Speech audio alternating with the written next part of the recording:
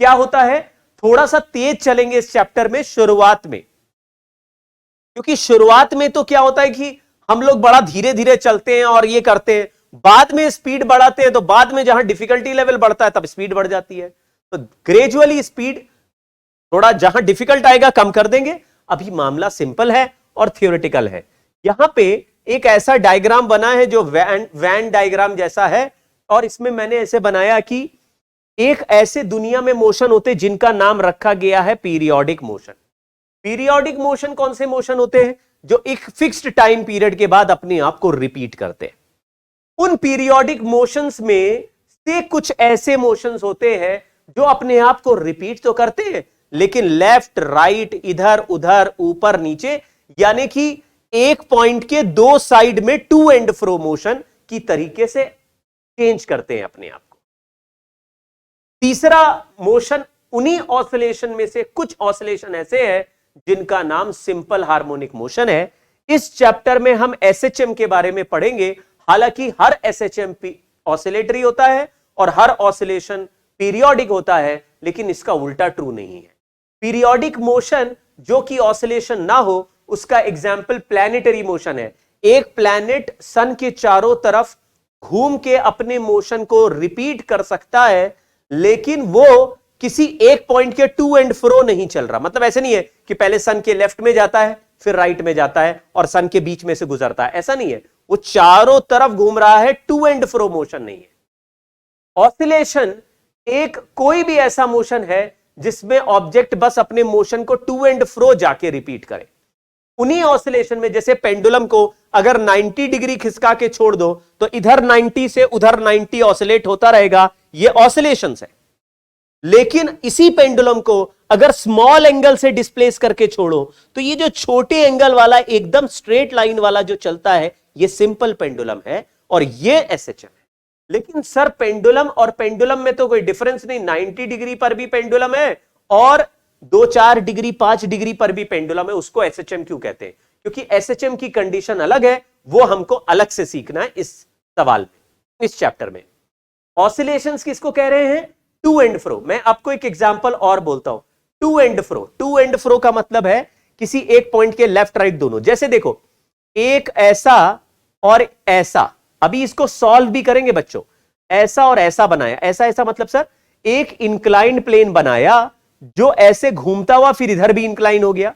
इसमें एक छोटा सा बॉल मैंने यहां से छोड़ दिया, बॉल रोल होते हुए आया, यहां चढ़ गया, यहां जाके बॉल रुका, फिर रोल होते हुए आया, यहां चढ़ गया, फिर यहां से आया नीचे आके ऊपर चढ़ गया, ऊपर से नीचे चढ़ गया।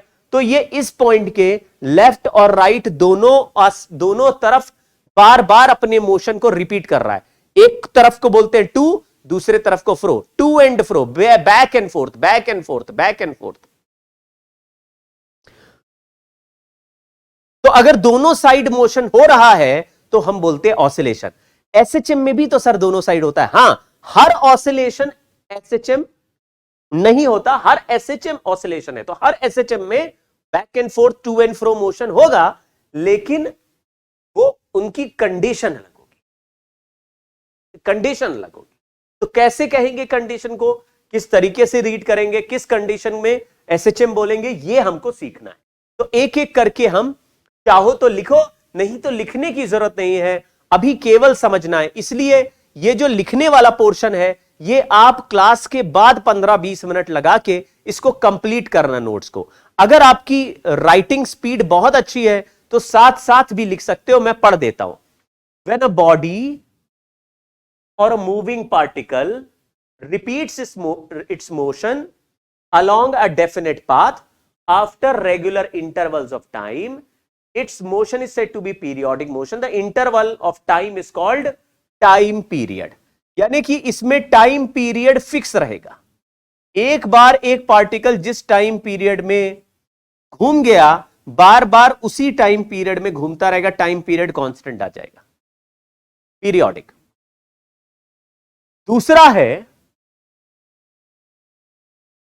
दूसरा मोशन है to and fro type of motion is called oscillatory motion, यानी back and forth, back and forth. तो इधर उधर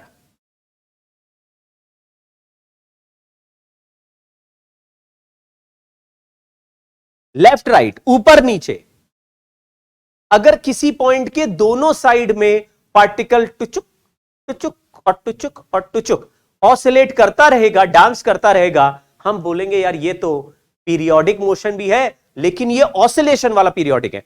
एक सर्कुलर मोशन भी पीरियोडिक हो सकता है लेकिन वो ऑसिलेटरी नहीं होता।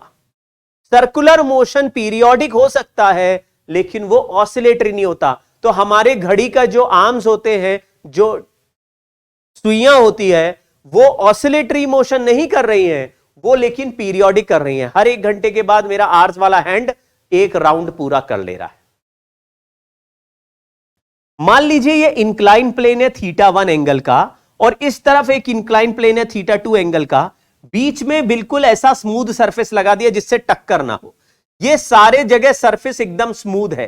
स्मूथ सरफेस में रोलिंग नहीं होती है, मतलब इस पार्टिकल को छोड़ेंगे तो ये जी साइन थीटा एक्सेलरेशन से नीचे की तरफ आएगा और जब इधर पहुंचेगा यहां पे जाके रुकेगा तो भी इस तरफ एक्सेलरेशन जी साइन θ2 हो जाएगा क्योंकि यहां एंगल θ2 है।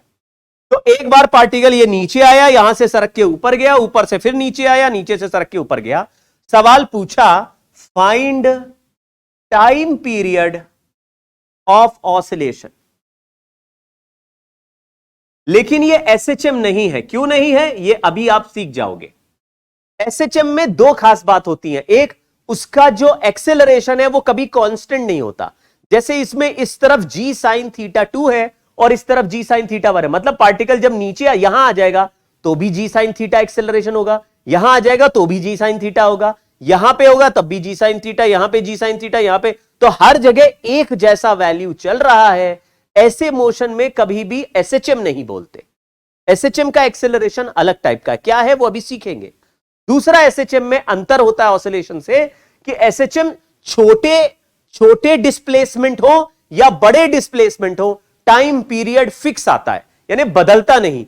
यहां पे पार्टिकल जितना ऊपर से छोड़ोगे उतना ज्यादा टाइम लगेगा नीचे पहुंचने में। मतलब अगर मैंने यहां से छोड़ के यहां तक का ऑसिलेशन कराया तो टाइम पीरियड अलग आएगा, कम आएगा, और वहां से लेकर वहां तक चलाया तो ये टाइम पीरियड ज्यादा आएगा। जबकि एसएचएम में अगर एसएचएम कोई पार्टिकल करेगा तो टाइम पीरियड रास्ते के लेंथ पर डिपेंड नहीं करेगा, मतलब कितना बड़ा ऑसिलेशन किया उस पर टाइम पीरियड डिपेंड नहीं करेगा। और इसीलिए एसएचएम हमारा प्यारा और हमारा फेवरेट ऑसिलेशन है क्योंकि उसका टाइम पीरियड बिल्कुल फिक्स हो जाता है, किसने कितना डिस्प्लेस किया उस पर फर्क नहीं पड़ता।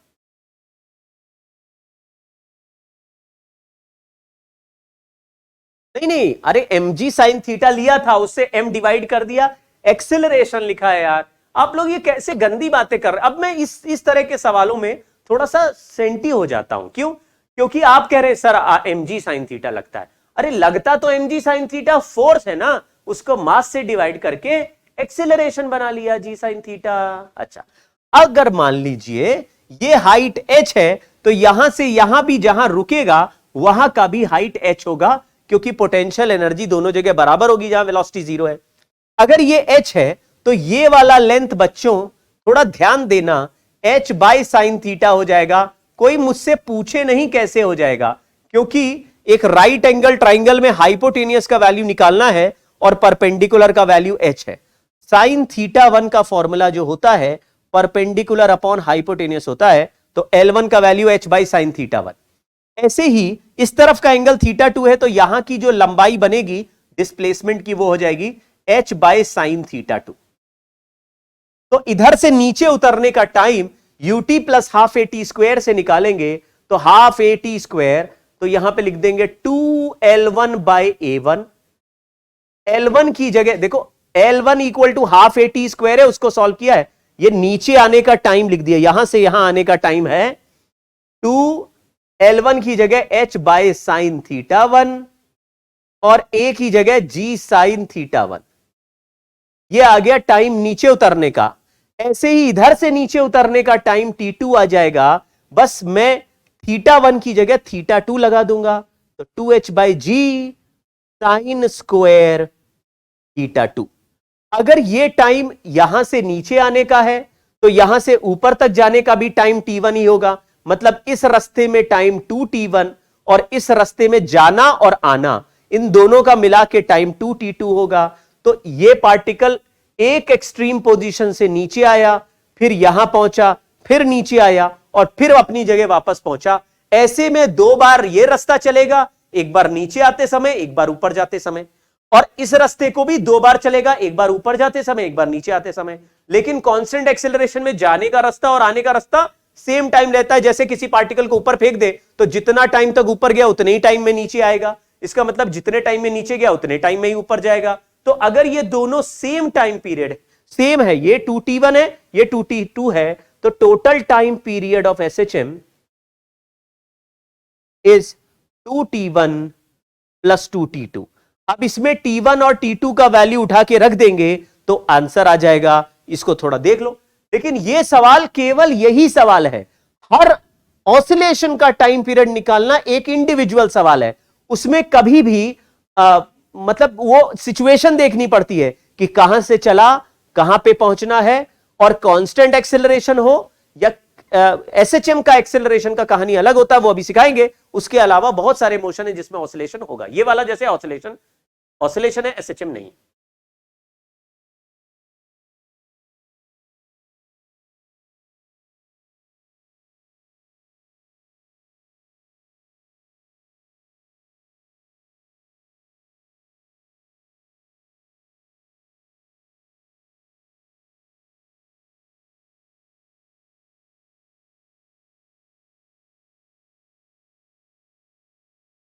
रुदित मदान ने कहा ये सर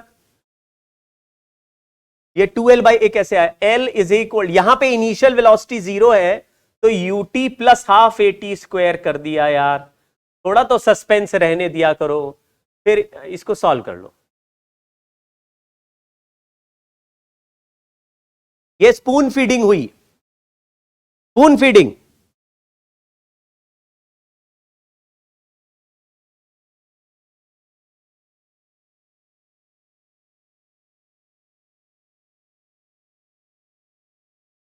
रोटेशन वाला SHM अभी जब आगे आएगा तो रोटेशन की भी जरूरत पड़ेगी इस चैप्टर में, लेकिन बहुत कम। मोमेंट ऑफ इनर्शिया के पॉइंट ऑफ व्यू तक पड़ेगी। मोमेंट ऑफ इनर्शिया और टॉर्क, बस बहुत ही सिंपल रोटेशन की जरूरत पड़ती है। इसलिए आप रोटेशन को थोड़ा बहुत रिवाइज कर लीजिएगा जब एंगुलर SHM बाद में पढ़ेंगे।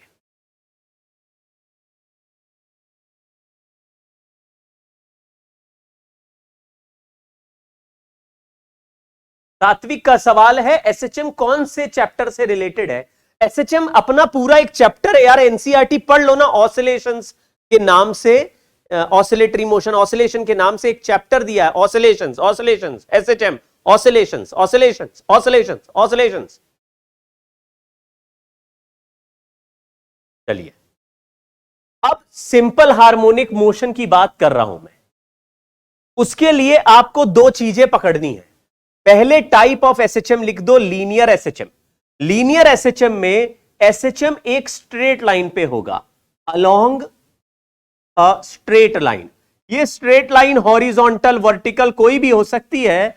ये स्ट्रेट लाइन पे पार्टिकल चलेगा और पार्टिकल ये जिस एक पर्टिकुलर पोजीशन होगी जिसको हम मीन पोजीशन बोलेंगे, उस मीन पोजीशन के टू एंड फ्रो मोशन करेगा ऐसे ऐसे खिसकेगा। पहले आगे जाएगा, फिर वापस आएगा, फिर पीछे जाएगा, फिर वापस आएगा, फिर आगे जाएगा। इसमें क्या क्या वेरिएबल हैं ये भी मैं सिखाऊंगा, लेकिन स्ट्रेट लाइन वाले SHM को linear SHM।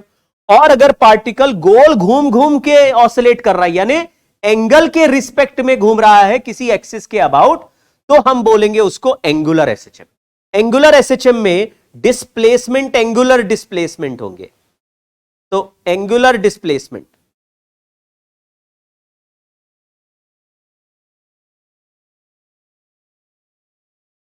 About an axis. तो आपको लग रहा है, ये देखो ऐसे करके मैंने हाथ घुमाया सर, ये पेंडुलम की तरह है। हाँ, तो ये एंगल बना रहा ना, तो एंगल बना बना के कोई ऑसिलेट करे।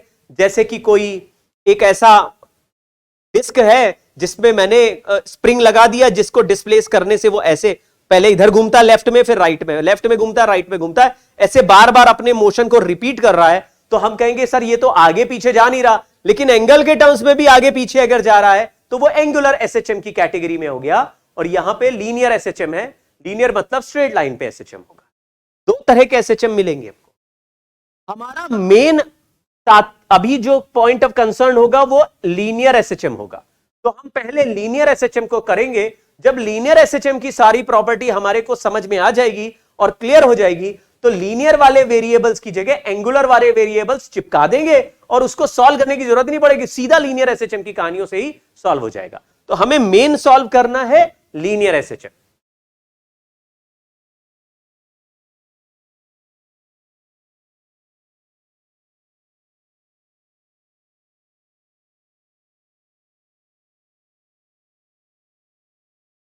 सीसॉ जैसा, सीसॉ बिल्कुल सही कह रहे हो। सीसॉ में इधर उधर एंगल बनाता है, तो आप कहते सर ये तो इधर गया उधर गया, लेकिन टू एंड फ्रो तो नहीं गया। तो आप कहेंगे देखो एंगल पहले लेफ्ट में बना रहा है फिर राइट में बना रहा है, तो वो हो गया एंगुलर एसएचएम। बहुत अच्छा एग्जांपल बोला, सीसॉ। जाओ अभी पहले एसएचएम देख लो, फिर इसको डिफाइन भी करेंगे और इसको समझने की कोशिश भी करेंगे। ध्यान से देखना, ये एक ब्लॉक है जो ऐसे आगे और पीछे ऑसिलेट करेगा एक टेबल के ऊपर, और ना तो मतलब ये टेबल पे स्ट्रेट लाइन पे चलेगा। लीनियर एसएचएम का डायग्राम है, जरा देखो क्या आपको ये ऑब्जेक्ट ऑसिलेट होते हुए दिख रहा है। इसमें कई खास बात आपको नजर आ रही होंगी। एक, ये जो है बीच वाले लाइन से जितना राइट जा रहा है, बीच वाले लाइन से उतना लेफ्ट में भी जा रहा है और तब जाके रुकता है। दूसरा, बीच वाले लाइन से जब लेफ्ट में जाता होगा तब उसको फोर्स राइट में पुश करने की कोशिश करता है, तो इसका वेलोसिटी डिक्रीज हो जाता है, फिर चलता है। ये लीनियर एसएचएम का एग्जांपल था, आप देख लो एक बार। अबे ये ऑब्जेक्ट एक राइट में जा रहा है, फिर बीच वाले लाइन से लेफ्ट में जा रहा है। ये जो बीच वाला लाइन है जिसका नाम लाइन नंबर 2 है, ये वाला बीच वाला जो पॉइंट है इसको हम कहते हैं मीन पोजीशन।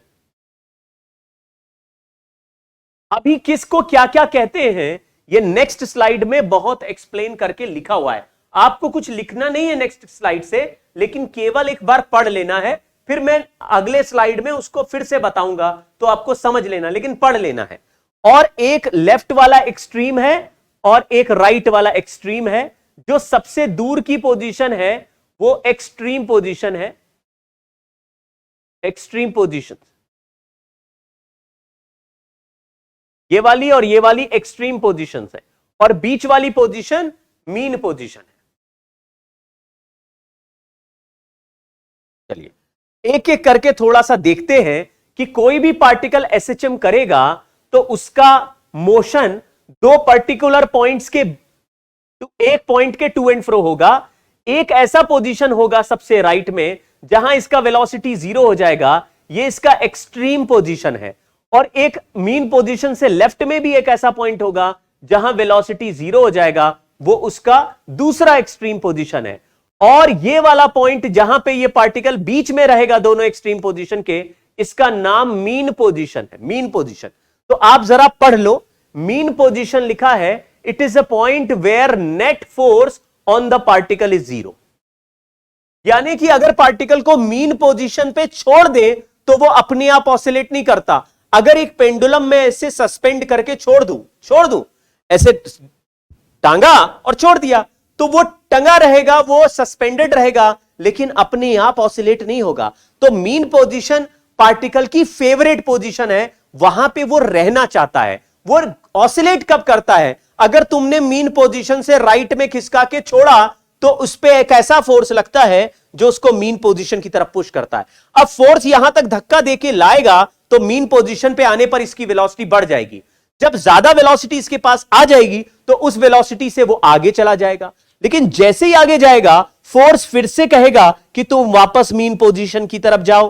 तो आगे जा रहा है पार्टिकल, अब फोर्स उसको रिटार्ड कर रहा है, रोक रहा है। यहां रुका और फिर कह दिया जरो चलो अपने वापस पुराने पोजीशन पे जाओ, तो पुराने मीन पोजीशन की तरफ पुश करेगा, तो वापस आते समय वेलोसिटी इंक्रीज होगी, मीन पोजीशन पर वेलोसिटी मैक्सिमम हो जाएगी, फिर उस वेलोसिटी से आगे की तरफ चला जाएगा तो फोर्स पीछे लगेगा। यानी किसी भी सिचुएशन में आपको यह समझ में आ गया कि पार्टिकल अगर मीन पोजीशन से राइट में है तो फोर्स उस पे लेफ्ट के डायरेक्शन में लगेगा, और लेफ्ट में है तो फोर्स उसे राइट डायरेक्शन में लगेगा।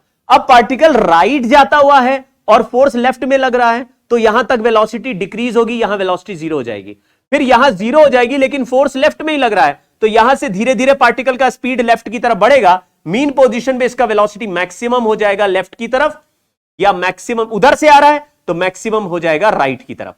यानी कि अगर कोई कहता है कि एसएचएम में वेलोसिटी मैक्सिमम किस पॉइंट पे होती है, आप कहेंगे मीन पोजीशन में मैक्सिमम होती है, उससे राइट और लेफ्ट में वेलोसिटी कम होती है। अब ये दोनों डिस्टेंस सेम है कि अलग अलग? ये हमेशा सेम है। Extreme point is a point where speed of the particle is zero. Displacement it is defined as the distance of particle from mean position.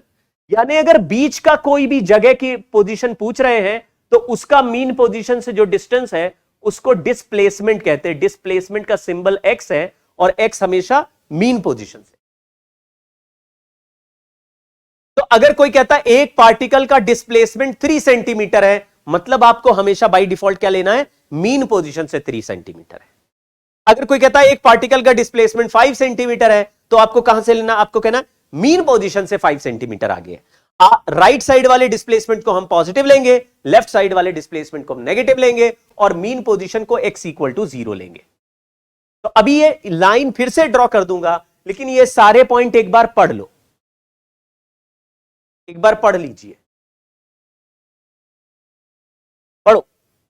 यहां लिखा है एम्पलीट्यूड, ये इंपॉर्टेंट पॉइंट होता है, ये इंपॉर्टेंट पॉइंट होता है, और ये इंपॉर्टेंट पॉइंट होता है। मीन पोजीशन बीच की जगह, एक्सट्रीम पोजीशन लेफ्ट राइट के कॉर्नर्स, बीच की किसी भी जगह को मीन पोजीशन से नापोगे तो डिस्प्लेसमेंट कहेंगे, और जो एक्सट्रीम पोजीशन तक के डिस्प्लेसमेंट्स हैं उनको एम्पलीट्यूड कहेंगे। तो अगर ये पार्टिकल x इक्वल टू 0 पे मीन पोजीशन है तो इसको एम्पलीट्यूड प्लस a और इस पोजीशन को एम्पलीट्यूड माइनस a बोलते हैं। लेकिन amplitude is the distance between mean position and extreme position which is a। यहां से यहां तक का जो गैप है वो a है, यहां से यहां तक का जो गैप है वही एम्पलीट्यूड a है।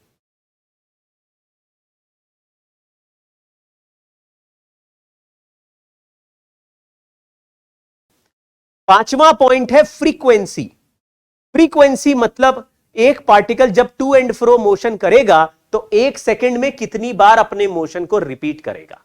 जितनी बार भी रिपीट करेगा, 2 बार, 3 बार, 5 बार, 10 बार, तो उसको कहेंगे फ्रीक्वेंसी। अगला पॉइंट है टाइम पीरियड। फ्रीक्वेंसी का रेसिप्रोकल या एक ऑसिलेशन, याद रखिएगा ऑसिलेशन किसको कहते हैं? अगर मान लो कोई पार्टिकल यहां से चलना शुरू किया तो यहां से एक्सट्रीम पोजीशन गया, वहां से वापस आया, ये आधा ऑसिलेशन है। फिर यहां से एक्सट्रीम पोजीशन दूसरे साइड में गया और फिर वापस आया, अब पूरा ऑसिलेशन हुआ। इधर का हाफ भी चला और लेफ्ट वाला हाफ भी चला, दोनों हाफ मिला के वापस यहीं आ गया और फिर से राइट में चलने लगा। इस पूरे मोशन को एक ऑसिलेशन कहते हैं। इसके टाइम पीरियड को ही टाइम पीरियड टी कहते हैं।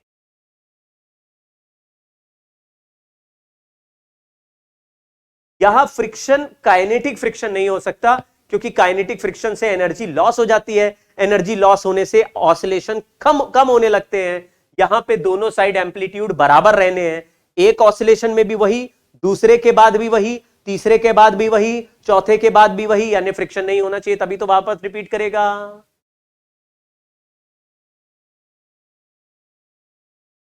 तो ये जो एम्पलीट्यूड यहां पे है, एम्पलीट्यूड बोलते हैं मीन पोजीशन से एक्सट्रीम पोजीशन के गैप को। तो पार्टिकल का जो एसएचएम है उसकी पूरी लंबाई कितनी है? मीन पोजीशन से ए आगे, मीन पोजीशन से ए पीछे, पूरी लंबाई यानी 2a।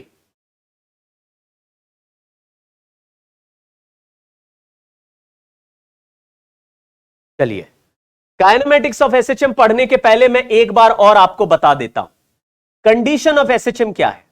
यहां लिख दीजिए कंडीशन ऑफ एसएचएम। जब आप मीन पोजीशन से पार्टिकल को राइट में या लेफ्ट में देखते हैं, ये पार्टिकल मान लो राइट में है, कितना राइट में है? एक्स डिस्प्लेसमेंट, यानी यहां पे इसका डिस्प्लेसमेंट पोजीशन एक्स है और ये वाला पोजीशन मीन पोजीशन है, इसको मैं एक्स इक्वल टू 0 बोलता हूं। ये एक्सट्रीम पोजीशन है, यहां से आगे जाएगा नहीं पार्टिकल, ये भी एक्सट्रीम पोजीशन है, यहां से पीछे जाएगा नहीं पार्टिकल। यानी इन दो पॉइंट के अंदर किसी भी पार्टिकल का डिस्प्लेसमेंट लेस देन ए कुछ भी हो सकता है। तो अभी पार्टिकल यहां पे है, इस पे मैंने देखा फोर्स लग रहा होगा लेफ्ट में, ये जो फोर्स है ये हमेशा मीन पोजीशन। तो कंडीशन ऑफ एसएचएम है force always acts towards mean position, it is called restoring force. Restoring इसलिए बोलते हैं क्योंकि ये मीन पोजीशन की तरफ इसको रीस्टोर करना चाहता है। ये कहता है तुम पुरानी जगह पे जाओ यार, अपनी नॉर्मल जगह पे। मीन पोजीशन पे नेट फोर्स 0 होता है, मतलब यहां पे रहेगा तो पार्टिकल सबसे बैलेंस रहता है। राइट में फोर्स लेफ्ट में धक्का देगा, लेफ्ट गया तो फोर्स राइट में धक्का देगा, तो रीस्टोरिंग फोर्स है। और रूल क्या है, कंडीशन क्या है, कंडीशन यह है कि restoring force equal to minus k x होना चाहिए। और x क्या है, डिस्प्लेसमेंट है। माइनस क्यों लगा है, क्योंकि डायरेक्शन अपोजिट है। अब आप समझ लो तो आपको खेल समझ में आ जाएगा। यहां पे फोर्स का पावर 1 है और यहां x के ऊपर भी पावर 1 है, यानी कि force directly proportional to displacement है और फोर्स का डायरेक्शन डिस्प्लेसमेंट के डायरेक्शन का नेगेटिव है। यानी अगर ऑब्जेक्ट मीन पोजीशन से राइट में है तो फोर्स लेफ्ट में लग रहा होगा, और ऑब्जेक्ट मीन पोजीशन के लेफ्ट में है तो फोर्स राइट में लग रहा होगा, और हमेशा मीन पोजीशन की तरफ इशारा करेगा। माइनस इसलिए लगाया क्योंकि डायरेक्शन अपोजिट आ रहा है। अपोजिट मतलब ऑब्जेक्ट अगर राइट में है तो फोर्स लेफ्ट में लगेगा, लेफ्ट में है तो राइट में लगेगा। एसएचएम की कंडीशन क्या है, एसएचएम की कंडीशन है कि इसका पावर 1 और इसका पावर 1 आपस में प्रोपोर्शनल है। इसके अलावा कोई भी और पावर या कोई भी और फंक्शन हुआ तो एसएचएम नहीं कहेंगे, ऑसिलेशन कह सकते हैं। इसके अलावा कोई भी और पावर या कोई भी और फंक्शन हुआ, जैसे मैंने बोला मेरे पास एक ऐसा ऑसिलेशन, एक ऐसा मोशन है जिसमें force minus k x cube है। अच्छा चलो इसमें बताओ, अगर मैं x को प्लस लिखूं, पॉजिटिव लिखूं, प्लस लिखूं, तो फोर्स का जैसे x को लिखा 5i कैप, x को लिखा 5i कैप, तो फोर्स का आंसर आएगा माइनस के 5i कैप, यानी माइनस आई कैप।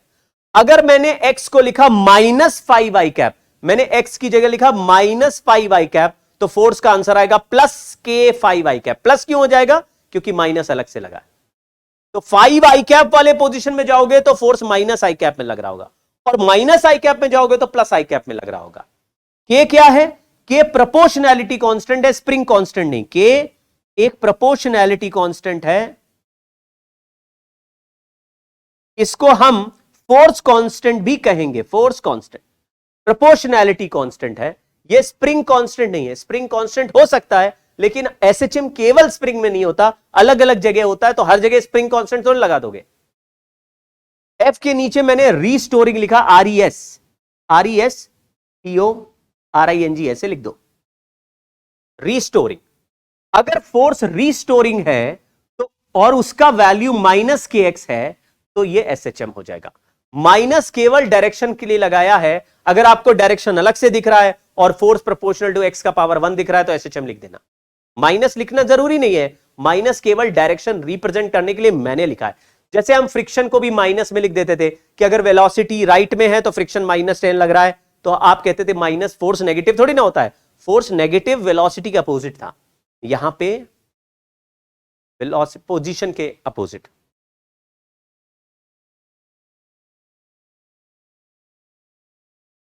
ठीक है, ये कंडीशन हो गई। उसके अलावा कोई भी और फंक्शन दिया, मैं अदर एग्जांपल आपको अगर बोलूंगा तो आपको ऑसिलेशन बोलना है। मैंने बोला फोर्स दिया है minus k x cube, oscillation. Sir कैसे, देखो इसमें x की जगह अगर प्लस डालेंगे, प्लस तो प्लस आएगा लेकिन फोर्स माइनस हो जाएगा। अगर x की जगह माइनस डालेंगे तो फोर्स प्लस हो जाएगा, यानी प्लस डालने पर फोर्स माइनस है, माइनस डालने पर फोर्स प्लस है। फोर्स का आंसर लिखा minus x sine x square, ये भी ऑसिलेशन हो गया। कैसे, देखो एक्स स्क्वायर तो कभी नेगेटिव होगा नहीं, ये हमेशा पॉजिटिव है तो साइन भी हमेशा पॉजिटिव होगा। लेकिन इस x को देखो जरा, इस x का वैल्यू पॉजिटिव डालेंगे तो फोर्स नेगेटिव आएगा, नेगेटिव डालेंगे तो फोर्स पॉजिटिव आएगा, अंडर अ सर्टेन लिमिट है ना। F इज इक्वल टू, यहां पे कुछ कर देते हैं, कुछ ऐसा कांस्टेंट डाल देंगे जिससे कि ये डायमेंशनलेस हो जाए। f is equal to minus k x का पावर 5 ऑसिलेशन।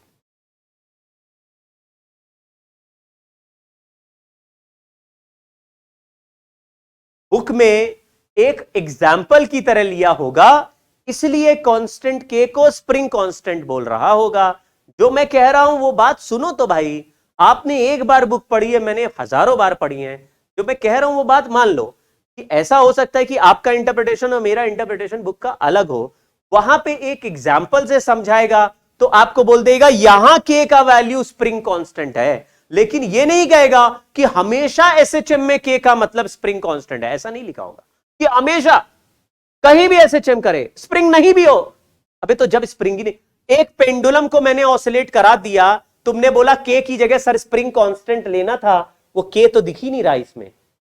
अबे तो स्प्रिंग है ही नहीं तो के दिखेगा कहां से? तो क्या एसएचएम नहीं मानोगे? एसएचएम है तो हर एसएचएम में स्प्रिंग ही नहीं होगा तो स्प्रिंग कांस्टेंट कहां से लाओगे? घर से? अरे समझना नहीं, हर एग्जाम्पल बोल रहे हैं कि यहां पे x प्लस लिखा। मैं कह रहा हूं कोई भी फंक्शन हो सकता है, केवल पावर वाला नहीं, साइन का, कॉस का, लॉग का, कोई भी फंक्शन हो सकता है अंडर सर्टेन लिमिट्स। लेकिन आपको ऐसा लगे कि प्लस डालने से माइनस आ रहा, माइनस डालने से प्लस आ रहा है, लेकिन अकेला x का फंक्शन नहीं है।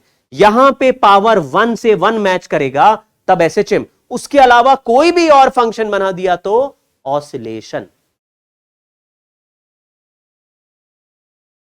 कोई भी और फंक्शन बना दिया।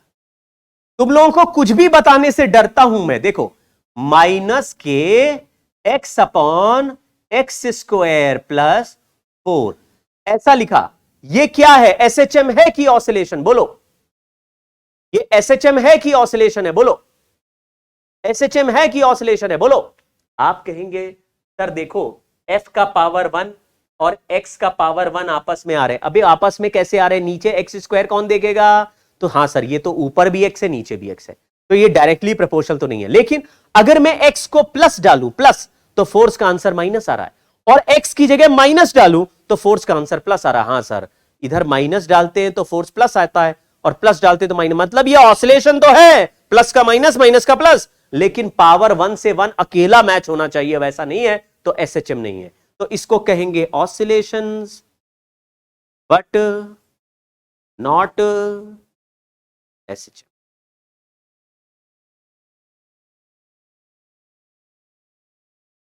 अब इक्वेशन ऑफ एसएचएम की बात करते हैं। चलो बच्चों ये बताओ काइनेमेटिक्स किसको कहते हैं? काइनेमेटिक्स में हम रिलेशंस बनाते हैं। किसके रिलेशंस बनाते हैं?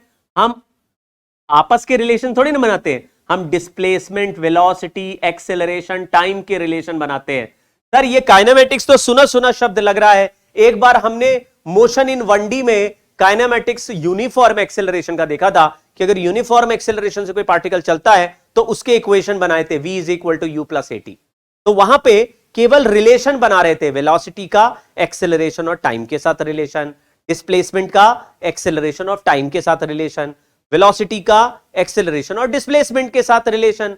तो अगर आपको आपस में relation, velocity, displacement, acceleration, time, इनके रिलेशन बनाने हैं, ये नहीं सोचना कि मोशन क्यों हो रहा है, किसने कराया, एक्सेलरेशन कहां से आया, ये सब नहीं सोचना है, मोशन ऑलरेडी हो रहा है। तो उससे जो रिलेशन बनेंगे उन रिलेशंस को हम काइनेमेटिक्स कहते हैं। क्या इतनी बात समझ गए?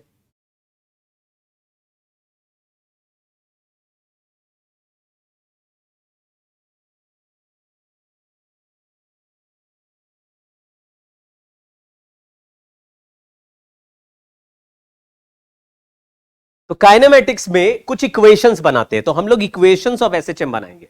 लेकिन शुरुआत कहां से होगी कि ये जो फोर्स है ये माइनस के एक्स है, यही कंडीशन ऑफ एसएचएम है। ये हमें नोन है कि एफ का पावर 1, एक्स का पावर 1 है, के एक कांस्टेंट है जिसको स्प्रिंग कांस्टेंट नहीं कहते, ये एक प्रोपोर्शनैलिटी कांस्टेंट है। यहां से स्टार्ट कर रहे हैं, ये हमारी नॉन कंडीशन है कि अगर ऐसा हुआ तो मोशन एसएचएम, ऐसा नहीं हुआ तो मोशन एसएचएम नहीं। ऐसा नहीं हो, कुछ भी और पावर हो जाए, कुछ भी और फंक्शन हो जाए, एसएचएम मत बोलना। अगर ये दिखेगा तभी एसएचएम बोलना। फोर्स का power 1 is proportional to x का पावर 1 विद माइनस साइन। अब मैं इसको मास से डिवाइड कर देता हूं, तो एक्सेलरेशन को लिख दिया -k/m/x। ये कोई समझा क्या? एक्सेलरेशन को लिख दिया -k/m/x, मास से डिवाइड कर दिया, ma कर दिया, m से डिवाइड कर दिया। ठीक है, एक्सेलरेशन इज -k/m/x हो गया। अब एक्सेलरेशन को हम एक बार काइनेमेटिक्स याद करो, ये यूनिफॉर्म एक्सेलरेशन नहीं है, ये वेरिएबल एक्सेलरेशन है, तो हमने उसको v dv/dx लिखा था। क्या किसी को यह बात याद है? यहां तक पहुंचने के बाद नेक्स्ट पेज में इसकी सॉल्विंग करेंगे। इसको एक्सेलरेशन को v dv/dx लिख दिया। अब नेक्स्ट पेज में जा रहे हैं, आप इसको नोट कर लीजिए। v a को लिखते dv/dt या v dv/dx, क्योंकि फंक्शन x का है तो v dv/dx लिखना ही ज्यादा फायदेमंद बात है, तो v dv/dx लिख दिया। अब dx को ऊपर पहुंचा देंगे और दोनों साइड इंटीग्रेशन का निशान लगा देंगे। तो आप देखो, लेफ्ट साइड में लिखा v dv और राइट साइड में लिखा k-k/m/x dx।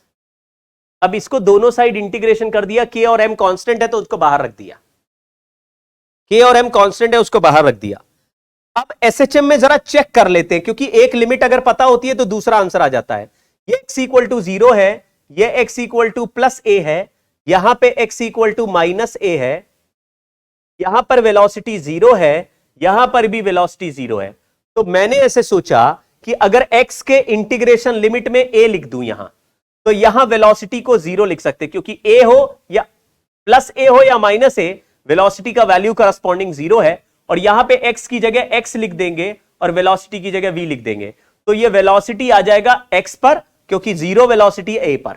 इसको इंटीग्रेशन करते हैं तो v dv का इंटीग्रेशन होता है v²/2, यहां लिमिट 0 है तो 0²/2 इक्वल टू -k/m बाहर, x dx का इंटीग्रेशन होता है x²/2, तो यहां लिख दिया x²/2 और upper limit minus lower limit कर दिया तो a²/2। x dx का इंटीग्रेशन होता है x²/2, लेकिन लिमिट है x a से लेकर x तक, तो अपर लिमिट में x की जगह x लिखा तो x²/2 और फिर x की जगह a लिखा तो a²/2।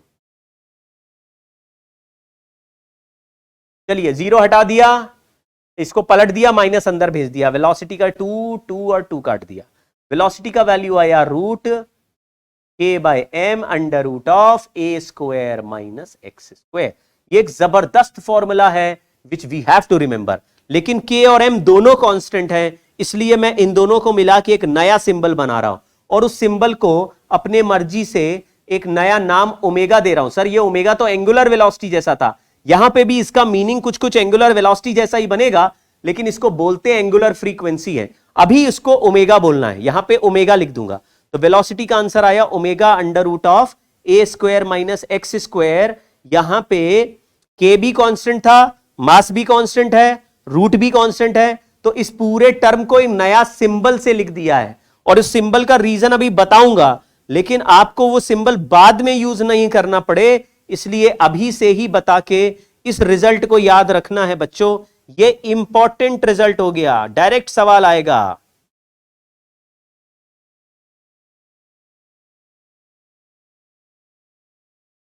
एक्सेलरेशन नॉन यूनिफॉर्म है, क्या पागल हो गए हो क्या तुम लोग?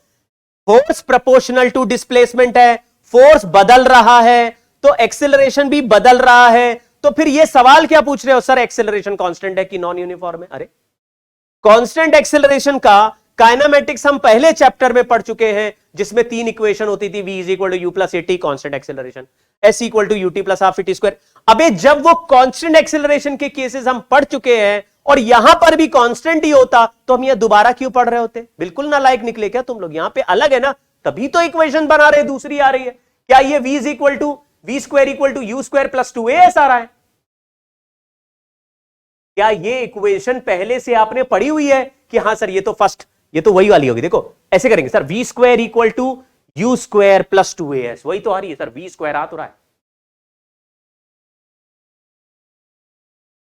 वेलोसिटी को क्या dx/dt कहते हैं, ऐसा सुना था आपने? तो वेलोसिटी को dx/dt लिख दिया और इसको ω a² - x² लिख दिया। ये तो यही है, बस वेलोसिटी को dx बाई dt लिख दिया, dt ऊपर भेज दिया, रूट नीचे भेज देंगे, dt ऊपर, ये पूरा रूट नीचे, तो हमारा आंसर आ जाएगा dx upon under root of a square minus x square equal to omega dt। ये इंटीग्रेशन हमें सॉल्व करना नहीं आता, तो मैं क्या करूंगा, एक सब्स्टिट्यूशन मेथड यूज करूंगा, सब्स्टिट्यूट। अब मैं बदल x का, ये वाला आंसर सॉल्व करना नहीं आता, तो मैं आपको सब्स्टिट्यूशन बता रहा हूं। सब्स्टिट्यूट क्या करना है, x की जगह a साइन थीटा को सब्स्टिट्यूट करना है। मतलब अगर x को a साइन थीटा मान ले और इसमें रख दे तो आंसर क्या आएगा, तो इसको जरा देखना ध्यान से। अगर x की जगह a साइन थीटा है तो dx बाई डी थीटा का वैल्यू a कॉस थीटा होगा। क्या आपको डिफरेंशिएशन आता है? बिल्कुल आता है। तो dx की जगह क्या लिखना पड़ेगा, a cos theta D theta. आप समझो, x की जगह हम क्या यहां पे रिप्लेस करेंगे, a साइन थीटा, और dx की जगह क्या रिप्लेस करेंगे, a cos theta D theta. और दोनों को रिप्लेस करने के बाद देखेंगे इंटीग्रेशन में क्या आया। तो केवल लेफ्ट साइड में ही रिप्लेस करना है, x को हटा के a sine theta and dx को हटा के a cos theta D theta. ये dx की जगह लिख दिया a cos theta D theta, और नीचे लिख दिया a square minus a square sine square theta. अब इसमें से a स्क्वायर को कॉमन ले लें, इसी को लिख रहे हैं लेफ्ट हैंड साइड को, तो a cos theta D theta upon ये a स्क्वायर कॉमन ले लिया तो a रूट के बाहर आ गया, और 1 माइनस कॉस स्क्वायर थीटा होता है, 1 माइनस साइन स्क्वायर थीटा होता है कॉस स्क्वायर थीटा, और कॉस स्क्वायर थीटा का रूट होता है कॉस थीटा। तो ऊपर बचा a cos theta D theta, और नीचे भी आ रहा है a कॉस थीटा। अगर इन दोनों को कैंसिल कर दे तो इंटीग्रेशन में केवल बचेगा डी थीटा। तो ये केवल लेफ्ट हैंड साइड सॉल्व हो रही है। राइट हैंड साइड में इंटीग्रेशन में ओमेगा dt लिखा है। अगर मैं इसको 0 से t और इसको 0 से x इंटीग्रेट कर दूं तो ओमेगा dt, ओमेगा कांस्टेंट है बाहर आ जाएगा, dt का इंटीग्रेशन t हो जाएगा, तो यहां ओमेगा t लिखा। इसको यहां पे फिर से लिख रहा हूं, integration d theta equal to omega t. Integration d theta का इंटीग्रेशन होगा theta, theta equal to omega t. अब थीटा तो हमको वापस x के रिस्पेक्ट में रिप्लेस करना पड़ेगा, क्योंकि हमने x को a साइन थीटा मान लिया, तो फिर इधर से साइन थीटा को रिप्लेस करना पड़ेगा थीटा की जगह। तो थीटा को यहां से निकाला, थीटा का वैल्यू हो गया साइन इनवर्स x बाई ए। मैंने ऐसे लिख दिया कि या तो मैं ऐसे लिख दूंगा, देखो मैं ऐसे कर दो, थीटा को साइन इनवर्स x बाई ए लिख दो, या फिर आप ऐसे लिख दो, दोनों साइड साइन ले लो। तो क्या ऐसे लिख सकते हैं, sine theta equal to sine omega t. हाँ सर लिख दो। तो साइन थीटा का वैल्यू इस सवाल में क्या चल रहा है, x बाई ए, तो यहां लिख दिया x by a equal to sine omega t. बिल्कुल ठीक है। तो x का आंसर आ गया a साइन ओमेगा टी। और एक गजब, ये जो आंसर आया यही रिजल्ट है हमारा x as a function of time. यहां पे दोबारा लिखता हूं कि हमारा जो आंसर फाइनली आया, फाइनल आंसर, वो उसमें x का आंसर आया a साइन ओमेगा टी। अगर जनरल आंसर लिखे, इन जनरल, तो x का आंसर लिखा जाता है a sine omega T plus phi. अब इसको कब कैसे लिखा जाता है और फाई का क्या मतलब है, यह भी सिखाता हूं मैं।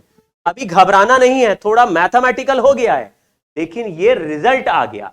अब आपको क्या याद रखना है कि जब भी एसएचएम होगा तभी भी x का फंक्शन टाइम के रिस्पेक्ट में, x का फंक्शन टाइम के रिस्पेक्ट में या तो साइन वाला होगा या फिर कॉस वाला होगा। दोनों में से कोई एक फंक्शन आपको दिखेगा, तभी एसएचएम बोलना है। अगर कोई कहता है x equal to a tan theta, आप बोलो एसएचएम नहीं है। अगर कोई बोलता है x equal to a sec omega t, आप बोलो नहीं है SHM.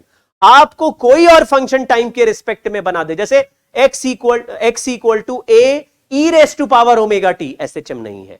x equal to omega T का whole square plus something square, SHM नहीं। कोई भी फंक्शन बना दे, लेकिन कौन सा फंक्शन ही बनने वाला है, ट्रिग्नोमेट्रिक फंक्शन। और ट्रिग्नोमेट्रिक में भी कौन से दो में से ही एक बनेगा, साइन या कॉस। तभी बोलना है एसएचएम, अदरवाइज एसएचएम नहीं होगा। तो दुनिया के हर एसएचएम में हमेशा इक्वेशन किसके टर्म्स में आएगी? साइन वाले ही आएगी या कॉस वाली आएगी। साइन और कॉस आपस में इंटरचेंजेबल है, इसलिए यहां पे फाई भी लिखा है। क्या आपको पता है sine theta equal to cos 90 minus theta? ऐसा सुना है आपने? या ऐसा लिख सकते हैं cos theta is sine 90 plus theta, यानी कि कॉस की इक्वेशन में 90 ऐड कर दो तो साइन में कन्वर्ट हो जाता है।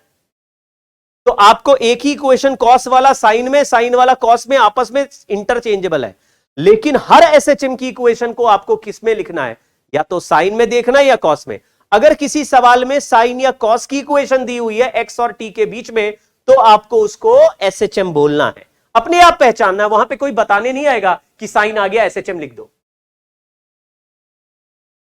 तो लिखा क्या? x equal to a sine omega T plus phi. आप अभी फाई की चिंता मत करना, ठीक है? ये इक्वेशन हो गया।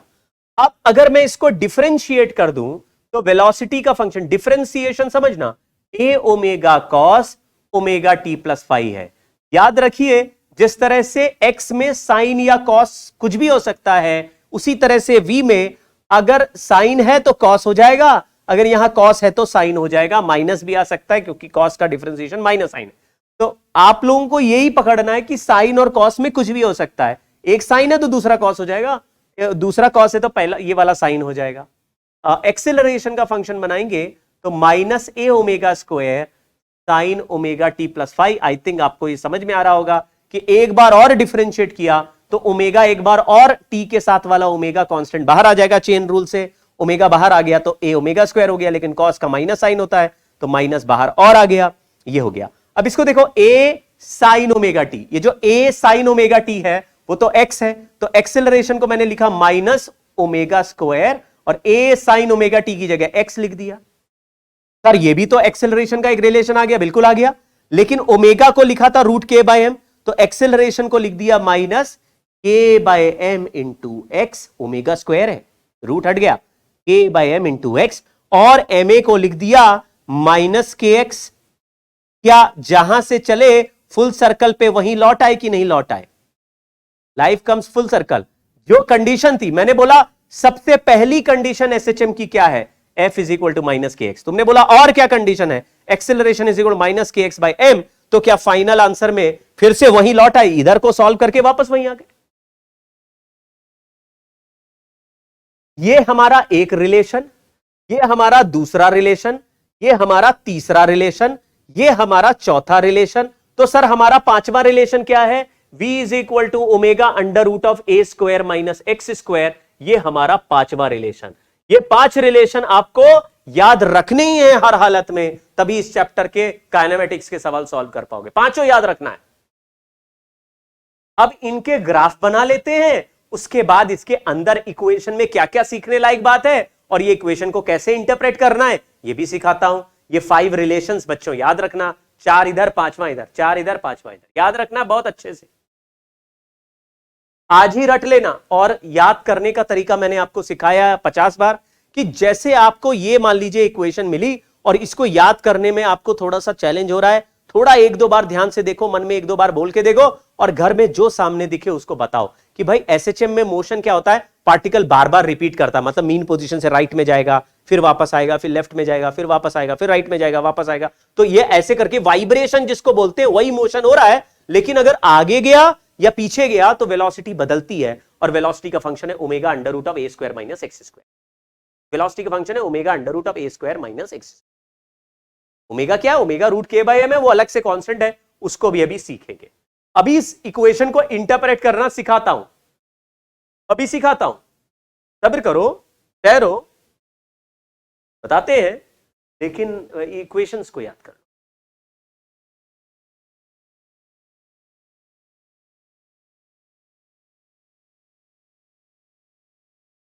अब थोड़ा ग्राफ देख लो। ये graph x equal to a sine omega T का मैं बना रहा हूं, ए साइन ओमेगा टी। अगर इसमें t का वैल्यू 0 डालें तो x का वैल्यू 0 आ जाएगा, तो ये ग्राफ 0 से स्टार्ट हो। ये ओमेगा टी प्लस फाई का ग्राफ नहीं है। आपको थोड़ा सा अगर आपने फंक्शन वगैरह पढ़े होंगे तो थोड़ा बहुत आइडिया, लेकिन अभी मुझे लगता है आपने नहीं पढ़े होंगे मैथ्स में फंक्शंस, तो इसका जो ग्राफ होता है ये ऐसे ऊपर नीचे ऐसे उछलता हुआ ग्राफ होता है। आपने सुना है क्या इसका ग्राफ? ये ऐसे ऐसे करके साइन फंक्शन का ग्राफ ऐसा ऊपर नीचे वेव की तरह होता है, वेव की तरह होता है, ऐसा सुना है कभी आपने?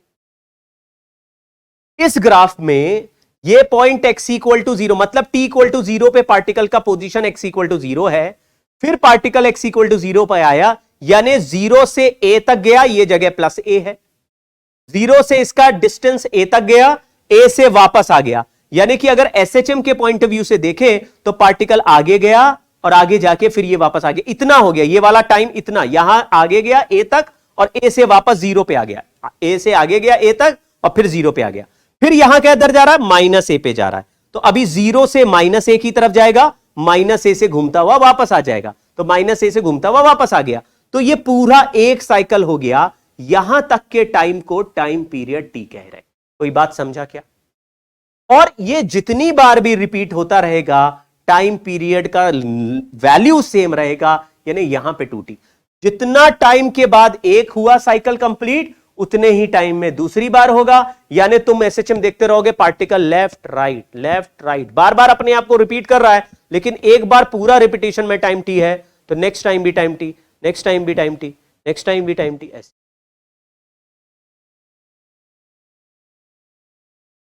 अब मुझे बताओ कि साइन और कॉस वाले जो फंक्शन होते हैं ये पीरियोडिक होते हैं, आपने सुना है?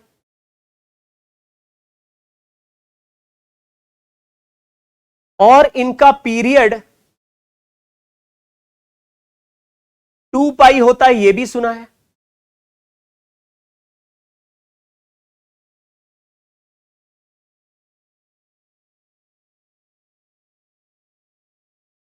अच्छा, साइन फंक्शन के अंदर ये जो जगह होती है वहां पे एंगल होता है, ये एंगल है, ये एंगल है, इस एंगल को हम जब नॉर्मल जनरल सिचुएशंस में देखते हैं, यानी SHM जैसे नेचुरल मोशन में देखते हैं, तो इसको एंगल नहीं कह सकते। क्यों? क्योंकि ये सचमुच पार्टिकल कोई सर्कल में तो चल नहीं रहा, पार्टिकल तो आगे पीछे चल रहा है, लेकिन टाइम के साथ साइन के अंदर का एंगल बदल रहा होगा। मैं आपको एक सवाल पूछता हूं, अगर यहां टाइम का वैल्यू 1 सेकेंड डाले तो अंदर का नंबर कितना हो जाएगा? आप कहेंगे ओमेगा इंटू 1।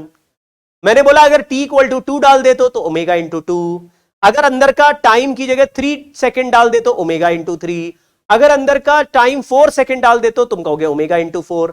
तो आपको ऐसा लगेगा कि ये जो अंदर का एंगल है ये टाइम के साथ बदल रहा है, यानी ऐसा हो सकता है कि ओमेगा इंटू 1 का वैल्यू 30 डिग्री हो, ओमेगा इंटू 2 का वैल्यू 60 डिग्री हो, तो जैसे जैसे टाइम बदल रहा है अंदर का एंगल बदल रहा है, यहां तक आते आते अंदर का एंगल बदल के 90 डिग्री बदल जाएगा या π/2, मतलब यहां का एंगल के हिसाब से बोले, क्योंकि साइन थीटा के फंक्शन में ये टाइम तक पहुंचते पहुंचते 2π एंगल हो जाना चाहिए। तो ये अंदर का जो एंगल है ओमेगा टी, ये एंगल है नॉर्मल लोगों के लिए। इस एंगल को अब दुनिया में किस नाम से जानते? ये नाम आपको आज फेमिलियर करना है अपने। फेमिलियर मतलब पहली बार किसी का नाम सुना, आपको बड़ा अच्छा लगा, आपने बोला ये पिक्चर आ रही है, इसका हीरो कोई नया लग रहा है, क्या नाम है इसका? किसी ने बोला अल्लू अर्जुन, तो तुमने कहा अल्लू अर्जुन ये नाम तो पहली बार सुना है, लेकिन थोड़ा याद कर लेते, बहुत ही जबरदस्त लग रहा है, तो अल्लू अर्जुन आपने याद कर लिया, अल्लू अर्जुन। ऐसे ओमेगा टी है, आपने कहा यार ये देखा हुआ है, हीरो है, ये पहले भी हमने देखी है इसकी 1-2 पिक्चर, लेकिन अभी इसका नाम नहीं याद आ रहा। ये पहले एंगल के नाम से हम इसको समझते थे, लेकिन ये साइन के अंदर जो एंगल है अब उसका नाम नया रखा गया, क्या है? फेज। तो आपको नेचुरल मोशन या किसी भी फिजिक्स में अंदर का एंगल साइन या कॉस में एंगल दिखे तो उसको एंगल मत बोलना, क्या बोलना? हमेशा फेज। अगर पीरियड 2π है तो अंदर का एंगल टी टाइम में, in time T phase should change by 2π, तो ओमेगा इंटू टी का वैल्यू कर दिया 2π। आप इस बात को जरा अपने मन से समझा के देखो, अपने आप को समझाओ जरा, समझाओ जरा अपने आप को। कैसे? मैंने बोला जब ये फंक्शन टी टाइम के बाद अपने आप को रिपीट कर रहा है, इसका मतलब इस टी टाइम में इसका फेज कितना बदलता होगा। आपने कहा साइन फंक्शन 2 पाई एंगल के बाद बदलता है, इसका मतलब ओमेगा टी का जो फेज है जिसको हम एंगल कह रहे हैं वो कैपिटल टी टाइम में यानी टाइम पीरियड के बाद बदल के 2 पाई हो जाता होगा। थोड़ा दिमाग लगाओ। अबे एलन फैलन मत बोलो यार, तुम लोग भी एलन का टेस्ट सीरीज दे दोगे, अभी एलन में नाम छप जाएगा तुम्हारा। 5 लाख रुपए एलन ने उसको दिए 7th रैंक पब्लिश करने के। एक बच्चा लिख रहा हाँ सर वो एलन में पढ़ता था। बात एलन का टेस्ट सीरीज उसने लिया था, वो मेडिकल का ऑलमोस्ट हर बच्चा लेता है। और फिर जब उसने एलन का टेस्ट सीरीज लिया, जब 7 रैंक आई तो उसको बुलाया 5 लाख रुपए का चेक लेने के लिए। मैंने बोल दिया चुपचाप ले लो 5 लाख का चेक भाई।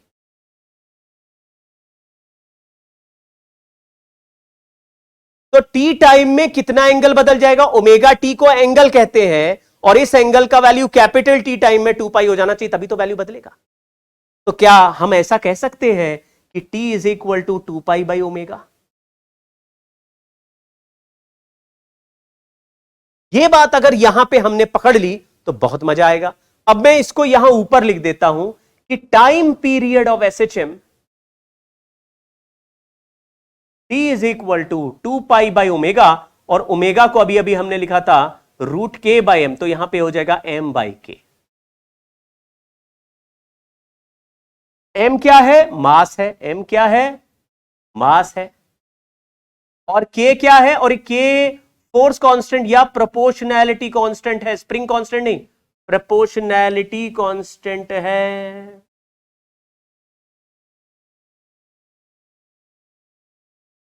प्रोपोर्शनैलिटी कांस्टेंट है, स्प्रिंग कांस्टेंट नहीं। अभी देखो आपको ये थोड़ा सा इंटरप्रेट करने में थोड़ा समय लगेगा। अभी सही में आपके मन में ये डाउट आएगा सर ये एंगल ये फेस कहां से आ रहा है, क्यों है, मतलब ये कहां है? पार्टिकल तो सीधा सीधा चल रहा है। ये बिल्कुल जेन्युइन डाउट है। जो डाउट ये पूछ रहा है उसके दिमाग को मैं मान रहा हूं, बिल्कुल सही सोच रहे हो आप कि पार्टिकल आगे गया, 0 से ए गया, ए से 0 आ गया, 0 से माइनस ए गया, माइनस ए से 0 आ गया। पार्टिकल तो सीधा सीधा चला है, तो फिर एंगल कहां से आ गया? और एंगल ही नहीं है तो हम फेस कहां लिख रहे हैं? हम इसको एंगल लिख भी नहीं रहे, ये फेस है। अभी मैं आपको ये फेस दिखाऊंगा। अभी हम मेरा केटी मेथड है, केटी स्पेशल मेथड है, गाड़ी चलाओ मेथड। कौन सा मेथड? गाड़ी चलाओ मेथड है। उस मेथड को आप यूज करेंगे, आपको आ जाएगा। अभी मैंने बनाया, ये मेरा मेथड है, गाड़ी चलाओ मेथड, उसको यूज करेंगे, आपको आ जाएगा। लेकिन तब तक के लिए आप थोड़ा इमेजिन करो कि x equal to a sine omega t, केवल मैथमेटिकली इमेजिन करना। x equal to a sine omega t लिखा है, तो मुझे बताओ साइन का फंक्शन कितने एंगल के बाद अपना वैल्यू रिपीट करता है? तो आपने कहा 2 पाई एंगल के बाद वैल्यू रिपीट करता है। इसका मतलब है कैपिटल टी टाइम के बाद भी अपने आप को रिपीट कर रहा है। हां जी, टी टाइम के बाद भी रिपीट कर रहा है। इसका मतलब है कैपिटल टी टाइम डालने पर अंदर का एंगल 2 पाई बदल जाएगा, क्योंकि 2 पाई के बाद भी वैसे ही रिपीट कर रहा है जैसा टाइम टी के बाद रिपीट कर रहा है। 2 पाई एंगल ऐड करने से जैसा रिपीट कर रहा है वैसा ही टी टाइम के बाद रिपीट कर रहा है। ये एंगुलर स्पीड नहीं है। मैं फिर से बोलता हूं, omega is not angular speed, it is called angular frequency. और ओमेगा को हम 2 पाई इंटू एफ यानी फ्रीक्वेंसी कहते हैं, या 2 पाई बाई टी। आप केवल लिख लो ये फॉर्मूले। अभी इसका इंटरप्रिटेशन मैं आपको सिखाऊंगा और एक मेथड सिखाऊंगा, आप तुरंत समझ जाएंगे। लेकिन अभी के लिए थोड़ा मैथमेटिकली चलिए, मैं एक बार और बताता हूं, फिर से एक बार और डिराइव करूंगा। अरे टाइम हो गया भाई, समय समाप्ति की घोषणा हो गई, अब आज नहीं करेंगे, कल करेंगे। Bye bye.